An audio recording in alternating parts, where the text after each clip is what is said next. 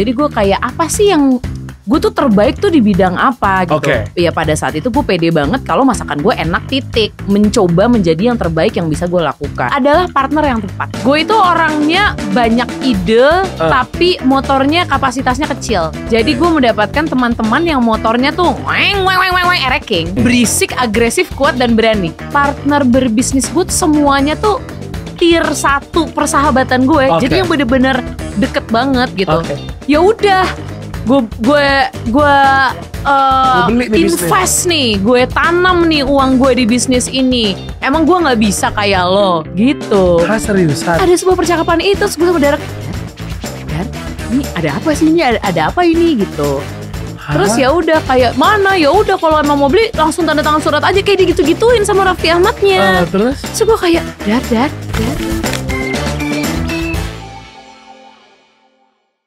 Halo Opal Geng, selamat datang di Opal OG Podcast. Kalau kemarin-kemarin gue sudah interview, banyak lah yang gue interview. Ini adalah salah satu interview terunik gue, karena kali ini gue mengundang aduh, Genus, perkenalkan diri lo deh. Hai. Aku bersama sahabatku sendiri, ada Paquita Genushka. Alhamdulillah dianggap sahabat. Ya ini kan depan kamera. Beda. Di luar kamera kan kita pasutri. Astagfirullahaladzim. Kasihan lo Mas Endo. Nggak gitu, karena kan biasanya kalau kayak di radio, terus di podcast kita kan lo biasa yang menanya-nanya gua. Kali ini lu diem aja, lu berpangku tangan, gue akan jadi interviewer. Gue jangan gitu. Katanya berpangku tangan. Gini dong, berpangku tangan kan tangan di atas tangan. Nah, jadi gue bakal menanya-nanyakan, lo tinggal menjawab aja, Genus. Siapa? Easy. Siapa? Oh, lapor Pak Kiki Saputri kamu tuh.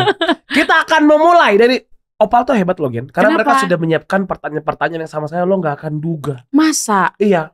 Seperti apa contohnya? Misalkan bagaimana tanggapan lo terhadap kurs rupiah yang kadang-kadang naik, kadang-kadang turun. Angle lo deh sebagai former radio announcer. Bagaimana tuh pendapat lo? Pertama angle gue kiri. Makanya sebelum kita mulai podcast ini gue minta tukeran kursi sama Julio. Katanya kebanyakan artis-artis tuh kanan. Makanya Julio tuh biasanya duduk di sini. Nah lo makanya duduk di situ biar lo jadi artis. Amin ya Allah. Sekarang kan lo baru skuter. Biasanya apa tuh skuter? Selebriti kurang terkenal. Ya Allah. Karena teman-teman lo yang selebriti. Teman-teman gue tenar-tenar semua hancur. Makanya semoga nular. Amin ya Allah. Tapi yang di sini biasanya perempuan-perempuan gini. Laki-laki semua di seberang sana. Sudah, tidak perlu kita kotak-kotakan gender-gender itu. Kenapa perlu kita kotak-kotakan? Udah kotak-kotakan tuh lekek. Nah, jadi Opal Gengs, Genus ini kan dia udah barengan sama gue dari awal banget Prambors. Kita masuknya bareng-bareng. Even di kampus kita juga bareng-bareng. Waktu itu jurusanku manajemen, dia di kafe. Gue teknik mesin. Binus ada banget kok teknik mesinnya. Nah, tapi yang mau gue tanyakan kali ini adalah sebenarnya lo Genus, ini kayak gue pernah nanya deh di kehidupan. Ini aneh banget deh. Julia ini aneh banget deh. Diam dulu. Gue rasa kayak mimpi buruk. Diam dulu. Lo suka masak, lo bisa masak. Itu emang dari kecil atau? Akhirnya gue suka ke dapur dan gue suka masak tuh waktu gue kecil. Gue masih tinggal di rumah nenek gue yang di Jalan Bangka. Nenek gue itu emang suka masak banget. Suka bikin kastengel. Jagoan itu adalah kastengel dan spaghetti. Jadi dari kecil gue suka ganyem keju-keju lebihan gitu. Ya sih. Gue dari kecil tuh udah suka ikut ke dapur. Tapi yang gue bener-bener suka masak sendiri itu kayaknya gue SMP deh. Bikin spaghetti. Tapi ya di rumah aja gitu, masak buat diri sendiri. Loh. Gak bagi-bagi ke keluarga. Bener. Makanya lihatlah aku. Si Maruk. Udah gitu kan di tengah-tengah lu menekuni dunia broadcast atau Prambors ini lo kan aku ingin memasak, aku ingin sekolah masak, terus juga karena ada beberapa teman gue yang juga sekolah masak tapi sebenarnya ya udah dia tetap hidup jadi manusia pada umumnya gitu. Lo kan setelah lulus lo langsung menekuni pekerjaan di dunia kuliner, lo mulai dari your personal chef dan segala macam Genus. Apa yang membuat lo kayak gue masak nih? Jadi gue menghasilkan uang dari memasak. Gue itu sebenarnya alasannya sama kayak kenapa gue nggak jadi desainer. Soalnya kalau gue jadi desainer, desain gue yang nggak jelek-jelek amat lah. Tapi tuh gue, makasih, kayak hancur desain gue tuh paling keren sedunia. Kayak enggak gitu. Desain gue biasa aja. Nah, terus waktu gue jadi produser pun gue juga ngerasa, produser tuh gini-gini aja. Dimana waktu gue jadi produser, gue mikir setelah ini apa? Karena pada saat itu gue nggak mungkin jadi PD, gue nggak mungkin kayak naik ke jabatan yang lain. Sementara gue ngerasa 4 tahun jadi produser tuh topik siaran ya gitu-gitu aja, bubur diaduk, nggak diaduk. Iya benar.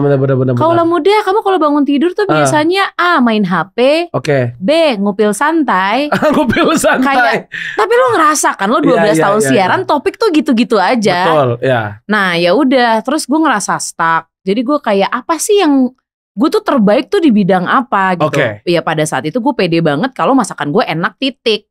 Jadi gue tuh nggak mau jadi yang setengah-setengah di bidang yang gue lakukan. Jadi gue mau yang mencoba menjadi yang terbaik yang bisa gue lakukan. Akhirnya lo sekolah masak? Akhirnya gue sekolah masak, short course sih sebenarnya, nggak yang sekolah resmi-resmi amat gitu. Sekarang ini ya, Opal Gengs, lo kalau lihat bisnis Genus itu kita mulai dari Your Personal Chef. Terus udah nggak ada tuh bisnis. Kan kita mulai dari Your Personal Chef. Selesai short course itu gue punya gue punya sebuah pemikiran bahwa gimana caranya gue tetap berlatih masak setiap hari. Karena menurut gue practice makes perfect, right? Practice makes perfect. Nah jadi gue Your Personal Chef tuh 2 tahun. Gue berhenti Your Personal Chef karena gue bansan. 2018. Abis itu 2021 buka Saper. Abis itu pas pandemi 18 bansan, 21 Saper ya. Iya, abis itu di tengah-tengah pandemi, tapi gue lupa antara 2020 atau 2021 gue bikin kejunya gak pelit. Gara-gara ada satu brand pasta panggang yang pas pandemi lakunya luar biasa. Masa lo mau beli spaghetti seloyang, ngantrinya 2 bulan lah kayak Inden Ionic kata gue. Akhirnya gue mikir lah, ngapain gue beli, udahlah gue bikin aja sendiri, gue jual-jualin. Sampai bisa beli iPhone loh gue. Tuh udah beli handphone dari jual pasta. Cakep tah. Abis pasta berarti lo upiak ya? Abis pasta, Saper, terus upiak. Pertanyaan gue adalah apa yang bikin lu begitu gampang, bukan begitu gampang, begitu agresif mendirikan bisnis baru? Menurut lo ini agresif ya? Menurut gue tuh males loh. Enggak agresif. Malas itu 8 tahun sekali lu bikin bisnis baru. Kalau lu kan lu punya banyak banget, ya nggak? Lu jual makanan Jepang, lu jual burger, lu juga sempet jual pasta, lu sekarang jual nasi goreng, itu semua kan under 8 tahun. Berarti kan lu agresif.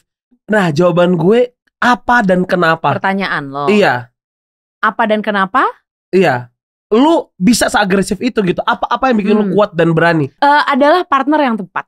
Partner yang tepat. Karena gue punya teman-teman. Gue itu orangnya banyak ide, tapi motornya kapasitasnya kecil. Jadi gue mendapatkan teman-teman yang motornya tuh ereking. Jadi berisik, agresif, kuat dan berani. Berisik, agresif, kuat dan berani. Itu adalah partner-partner dan teman-teman gue. Dan so far, ketika semua orang misalkan punya prinsip atau misi untuk tidak berbisnis dengan teman, semua bisnis gue sama teman. Itu dia Genus. Dan ini membimbing kita ke pertanyaan berikutnya. Mantap. Bagaimana cara lo memilih partner dalam berbisnis? Gue harus tahu banget sifatnya.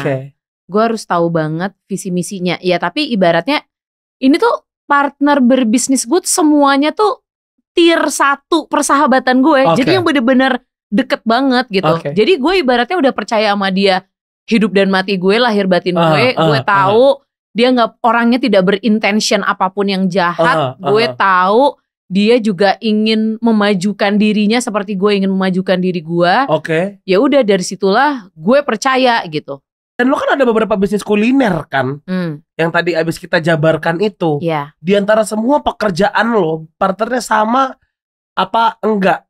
Iya ini sih gue tuh aneh karena gue tuh udah tahu sebenarnya. Tapi lo jawab deh, kan Opal Gengs belum tahu. Betul. Bansan dan Saper partnernya sama. Ada sahabat gue dari SMA. Kasih tau aja namanya Gilang. Namanya Gilang Chandra Ditya. Gilang tuh maksud gue kayak ya ibaratnya kan ya hidupnya dari keluarga berada dan segala macam, tapi dia sama sekali gak malas kerja. Gue salut banget. Nah, gitu. Lu mau partneran sama Gilang A karena dia kaya, B karena kerjaan dia bagus. A karena dia galak. Gilang galak banget. B karena dia punya dia tuh dalam menjalankan pekerjaan, visi misinya itu tuh tak gue abis ini, gue abis ini dia tuh tahu gitu. Karena di hampir semua bisnis gue tuh cuma tukang, Julio. Gue tuh cuma tukang masak. Tapi untuk vision gue berbisnis tuh Nol banget. Gue bener-bener belajar sambil melakukan. Tapi plan dan segala macam itu bukan gue core-nya. Gue itu hanya merealisasikan produk yang ada di kepala lo apa, udah pernah kita coba, ayo kita sempurnakan, itu gue tugasnya. Nah, kalau menurut lo sendiri untuk memilih partner bisnis, yang mana yang penting? A, dapat dipercaya, atau B, lo sudah tahu ini orang bisa membimbing bisnis lo ke arah yang lebih baik? C, dua-duanya benar, Kak. Oh. Memang. Dan Gilang punya dua-duanya? Gilang punya dua-duanya banget. Oke. Satu lagi partner gue juga untuk nasi goreng Dara. Nah itu, kenapa lo memilih Dara akhirnya? Karena gue pikir lo bakal sama Gilang semua di bisnis lo. Tiba-tiba, tiung, yang nasi goreng itu lo bersama sahabat lo juga. Setahu gue dari kuliah tapi kan. Karena Dara ini datang memang dari keluarga yang sarapan aja. Lo baru melek jam 7 atau jam 8, lo ke meja makan lo buka tuh bisa ada gulai. Hah? Gulai ayam, udang pete balado. Padang banget tuh keluarga, barengan sama Karenda. Oh Kak, enggak, pertanyaan gue kalau sarapan kayak gitu, makan siangnya apa enggak sirip hiu? Sapi hidup. Nah, itu dia. Intinya emang dia tuh bloodnya tuh Padang banget. Oke. Sebenarnya sih rendang itu juga, nasi goreng rendang dan nasi goreng merah itu tuh juga datang dari resep keluarganya dia. Gue itu datang hanya sebagai tim hore dan menyempurnakan. Gitu. Apa yang membuat lo akhirnya mau bekerja bersama Dara? Apakah A, dia bisa, lo yakin oh ini orang bisa banyak pilihan ganda ya Kak. Emang hari banyak, ini bener. Pensil 2B-nya mana? Karena biasanya artis susah jawabnya, jadi kita kasih pilihan ganda.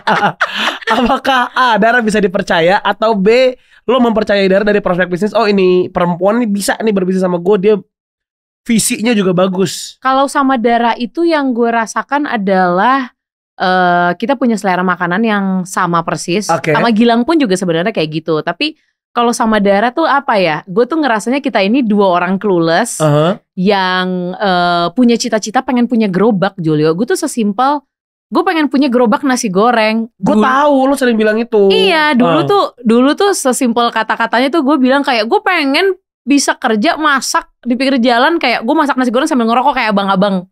Dulu tuh gue ngomongnya kayak gitu. Ternyata masaknya enggak, ngerokoknya doang. Gimana nih? Ternyata masaknya iya, ngerokoknya enggak. Karena ternyata tidak higienis. Betul. Nanti aku viral. Betul. Iya. Ya gitu. Sama Dara tuh gue senengnya adalah karena kita berdua tuh nekat, kayak gas, go, coba aja, tabrak aja, tanpa pemikiran yang terlalu panjang. Nekatnya sih gue suka sih Dara sih. Nekat lah. Tiba-tiba salaman sama Raffi Ahmad Nagita Slavina. Iya coy, itu nanti kita bahas. Gue ada sedikit pertanyaan nyempil. Lo mau gak berbisnis sama gue? Tarik napasnya begini deh, kayak gak percaya. Daripada gue tarik napasnya kayak orang asma.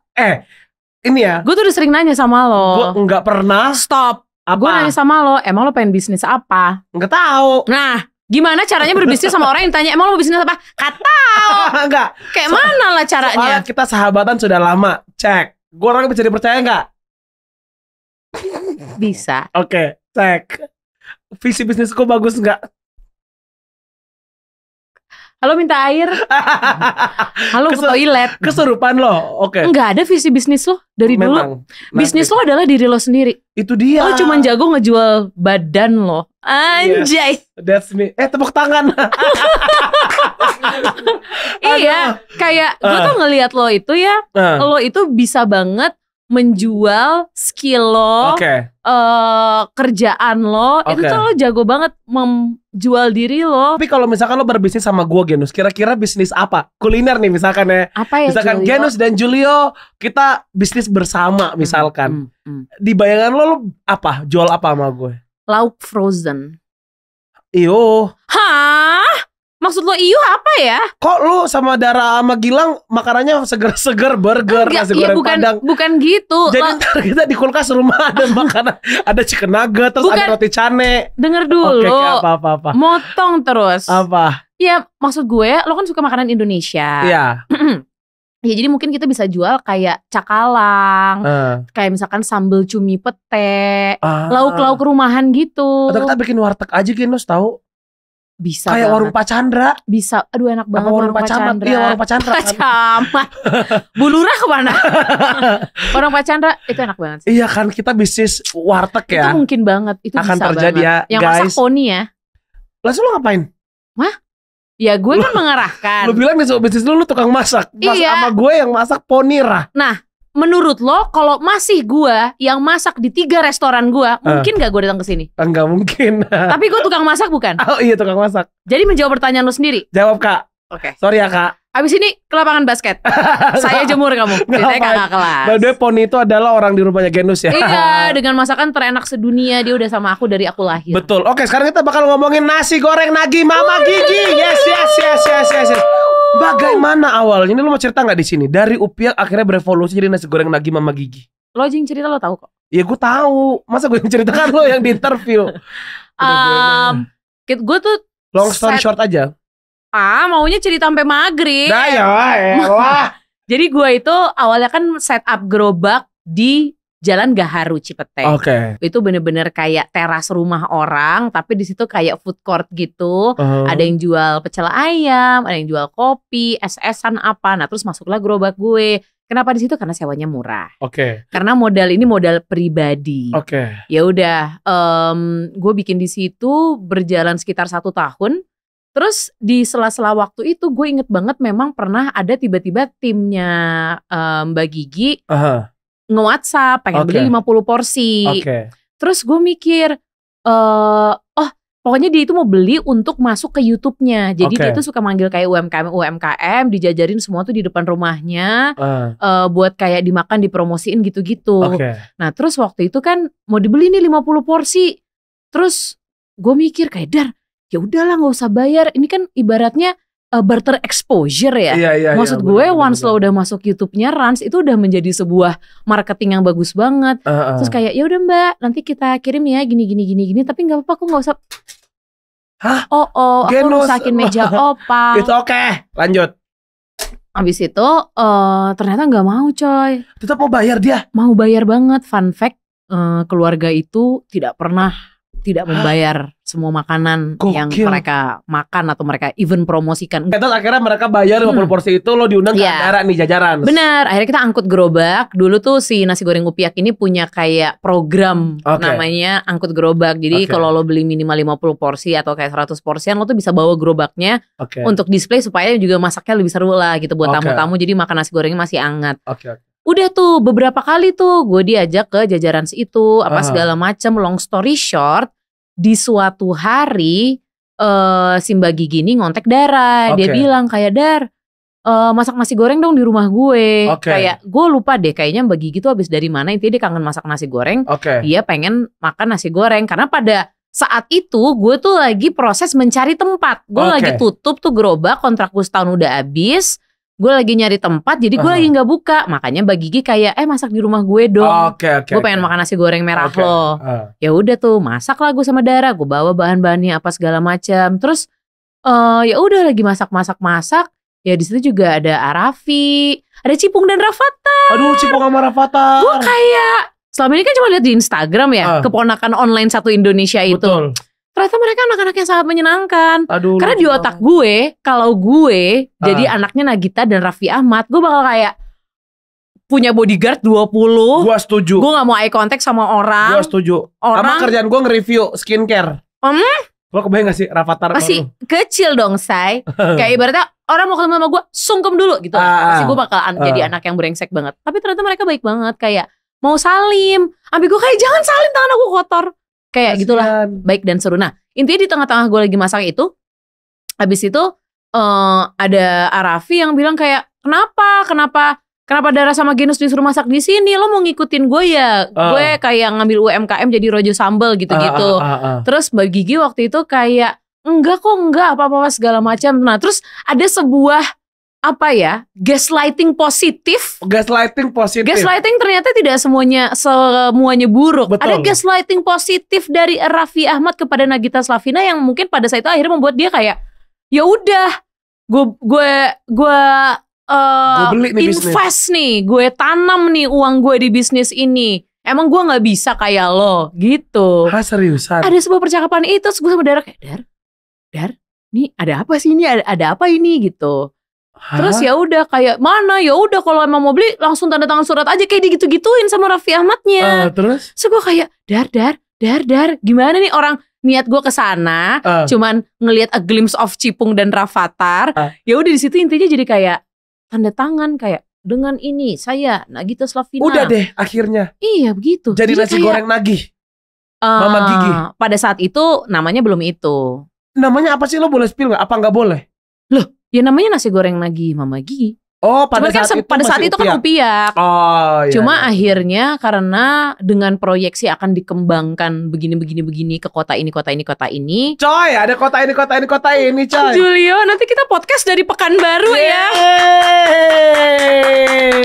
Doain gue dong. Amin. Karena semua ini tuh terjadi begitu cepat. Gue sampai kayak ngerasa, apakah ini mimpi? Apakah ini kutukan? Kutukan sih enggak. Tapi ada banget momennya kayak gue super shock kultur. Jadi selama ini gue menganggap diri gue adalah a great small. Jadi gue bikin bansan kecil, gue bikin supper kecil, tapi gue yakin 100% dari rasa tuh gue yakin gitu. Nah, makanya gue menanamkan diri gue adalah a great small. Makanya pas datang opportunity ini, ada sebuah tantangan yang akhirnya gue tuh alasan pertama gue bergabung bersama Gigi Mama Raffi. Kebalik, sangat kebalik. Raffi Mama Gigi. Iya, adalah bukan uang atau keuntungan. Apa? Karena sebenarnya kan ya saham gue jadi tidak mayoritas lagi karena sudah diinvest segitu besarnya. Nomor satu hal yang pengen akhirnya bikin gue join adalah gue pengen belajar. Gue mau melihat di dalam dinasti ini seperti apa cara kerjanya, bagaimana mereka berbisnis, bagaimana mereka ekspansi. Kayak itu tuh yang membuat gue tertarik banget. Karena kan salah satu doa terbesar gue pas cabut dari Prambors adalah kayak ya Allah bosan, ya Allah, ya bukannya sombong ya alhamdulillah banget, tapi maksudnya semua yang gue kerjakan pada saat itu semuanya itu stabil. Gue ngerasa bosen aja gitu dengan rutinitas gue, dimana kalau untuk Supper dan Bansan dan Upiak pada saat itu ibaratnya gue nggak samperin pun mereka udah pinter-pinter banget chef-chef gue ini. Jadi kayak ibaratnya gue tidak dibutuhkan secara daily atau hari-hari dan segala macam. Gue kayak ya Allah mau tantangan ya Allah, mau tantangan ya Allah. Dar dikasih sama Allah, bener-bener be careful of what you wish for. Tepuk tangan dong buat Genus. Pertanyaan terakhir Genus. Terakhir. Udah dong, ini udah mau sejam, kasihan yang ngedit loh. Lihat pokoknya panik. Demi apa udah mau sejam? Iya. Nah, lo punya 3 anak sekarang, Bansan, Supper, nasi goreng nagi. Sebutkan menu terbaik, karya terbaik dari masing-masing anak lo itu. Jadi biar kalau Opal Gengs punya preferensi lo gak tahu maksud apa? Ngomong apa? Coba diulang. Jadi biar kalau Opal ngek. Jadi biar kalau Opal Gengs samperin bisnis lo, misalkan dia ke Bansan, ke Supper atau ke nasi goreng nagi, itu tahu mau pesan apa. Apa? Nah, gitu kan manis. Ya, cepetan. Kalau Bansan, lo Bansan pesan apa? Gua ya, tapi lo jangan samain sama gua. Nantinya. Ya kalau ternyata yang ada di kepala gue dan yang ada di mulut lo sama? Ya, gua Bansan Donburi. Sama emang. Ada menu Donburi. Ada. Kok dirusak lagi? Yang gue makan waktu di Suasana itu apa namanya kalau bukan Donburi? Itu namanya Kyudon. Iya Kyudon. Yang sebenarnya itu cuma menu event. Karena kan aslinya nggak ada. Gue adanya triple sauce roast beef itu kan. Tapi bumbunya sama. Cuma dagingnya gue ganti soalnya lebih cepet. But Bansan itu best sellernya udah pasti Oji Chicken Nanban. Duh, tapi gue bosen banget. Gue ngerti. Karena kita hidup dari awal tuh gue dari Oji Chicken Nanban. Karena dulu kan Bansan cuman 3 menu itu doang kan. Iya. Gue waktu itu bertahan kayak sekitar 4 tahun. Dari cuma 3 menu. Berarti Oji Chicken Nanban tuh hebat ya. Nanban. Tapi kalau gue ke Bansan, pasti menu yang gue pesen pertama, yang pasti akan gue pesen itu sekarang satan. Yang lidah pedes pakai telur. Gue belum pernah coba itu. Gak mungkin. Kenapa gue teriak? Gak mungkin lo gak pernah coba itu. Tenang, malam ini gue akan pesen satan ya. 1, satan. 2, kalau Supper. Oke, Supper. Kayaknya orang tuh harus coba si proper cheeseburger. Gue juga gak suka itu. Semua bisnis girls yang orang-orang suka, gue gak suka. Kalau gue sukanya di Supper ya. Hot chick. Noknyik. Lo diam dulu kan gue jadi salah ngomong noknyik. Yang ikan Don't go fish. Iya, going fishing. Don't go fish. Ih, Julio rusak mulutnya. Going fishing. Kata gue sih isi freon dulu ya, say. Emang lagi panas sih. Di Amira Reparasi nggak? Oke, gue kalau Supper Grand Vision, lo menyarankan Opal Gangs coba berarti proper cheeseburger. Kalau misalkan lo belum pernah coba Supper, kenapa lo harus cobain proper cheeseburger? Karena itu sebenarnya adalah menu pertama di hidup gue, bahkan sebelum Bansan, yang meyakinkan gue untuk kayak gue bisa jualan makanan. Gue yakin nih, gue dari presentasi burger ini gue yakin gue akan hidup berbisnis makanan itu gara-gara proper cheeseburger. Tapi semua orang juga suka proper cheeseburgernya Bansper. Iya. Tapi kalau lo orangnya cukup funky dan butuh tantangan, hot chick sih. Karena hot chick tuh maksudnya cheeseburger ya lo bisa temuin di tempat lain. Kalau hot chick di situ doang. Gue yakin kayaknya burger yang pakai chili oil tuh gak ada, belum nemu deh. Biasanya spicy chicken yang lain soalnya tuh pasti yang bikin pedesnya tuh yang kayak Nashville bubuk-bubuk, bule-bule yang bikin pedes gitu. Kalau ini tuh benar-benar chili oil kita bikin sendiri dari scratch gitu, Chinese chili oil. Kalau gue gak pacar hot chick karena tau apa? Ayamnya gede banget, belepotan di gue. Oke. Kalau ini nasi goreng nagi, Julia tau gak sekarang tuh gue lagi suka yang merah. Lagi-lagi gak sama. Tapi rendang sapi tuh enak banget loh. Terima kasih. Rendang sapi tuh Opal Gangs itu enak banget. Kebanyakan orang tuh yang makan nasi goreng rendang itu mereka akan bilang gue kayak makan rendang pakai nasi. Rendang dalam bentuk nasi. Iya. Enak banget, tak enak itu tah. Terima kasih ya. Tak enak itu tah. Tak enak itu tah. Udah 3 itu berarti ya. Udah selesai ya. Udah. Oke, kita akan baca pertanyaan paling terakhir, Genus. Oke. Mak, ini komputer saking gue gak liatnya Mas Leon sampai mati. Sampai ke lock ya? Iya. Oh, ini aja. Gak jadi nih. Gak jadi. Sampai pesan kesan marah ya? Bukan. Atau next plan marah ya? Bukan. Next plan lagi. Enggak, bukan. Oke, pertanyaan. Kalau kan terakhir kan pasti kalau habis interview artis, jadi next mau manggung di mana? Iya, next bener. ada ini album apa? Sementara dia aja masih tercepot-cepot sama Upiak yang baru. Iyalah. Enggak, gini aja. Kalau misalkan Opal Gangs mau ke Bansan, Supper sama Upiak, lu kasih tahu deh karena orang suka males banget nyari. Gak boleh males loh Opal Gang. Lah ini makanya dia nonton. Lu kasih tahu dah dia di mana. Untuk Upiaknya yang di Andara tuh di mana? Supper Blok M sama Bansan Bintaro. Jadi untuk sekarang si nasi goreng nagih itu baru ada di Andara nomor 16. Oke. Sebelahan sama Rojo Sambal. Ada di aplikasi enggak? Belum. Damn. Karena beliau belum ingin ada di aplikasi biar kayak orang tuh experience makan pas masih baru mateng, lu ngantri deh. Tapi yang jelas kayak memang kesepakatan tim bahwa untuk first impression kita pengen orang tuh datang dulu. Seperti itu. Iya, Terus kalau Bansan itu sekarang ada 2. Yang satu OG-nya itu dia ada di Cilandak, Cipete. Cilandak, Cipete. Cakep. Lanjut. Kita di Cipete itu ada Bansan, Cipete Raya nomor 65, ada Ruko Cipra 65 di seberangnya Family Mart. Terus Bansan yang kedua itu ada di Creative Box Bintaro sektor 3, belakangnya Bintaro Plaza. Itu dia. Untuk Supper itu yang di Cipete sebelahan sama Bansan, Cipra 65. Yang di Blok M itu ada di Row 9 Bulungan lantai 2. Udah selesai. Loh, katanya ada. Sudahlah. Udah, Genus, terima kasih udah main ke Opal ya. Sama-sama Julia, terima kasih Opal Gang and Opal Crew. Thank you for having me. Betul, Opal Gang, so kalau penasaran seenak apa makanan-makanan yang Genus bikin ini, gue mau ngasih lo 3 Instagramnya kan, tapi males ya. Instagram Genus aja di @pgenuska. Ya. Atau di Supper JKT, Bansan JKT, dan juga nasi goreng nagih IDN. Nah, itu dia. For more info silakan ke situ ya. Atau mau cek sosial media Opal, kita juga punya semuanya, Instagram, YouTube, Facebook, TikTok, apapun di Opal_ID. Oke? Love you Opal. Dadah.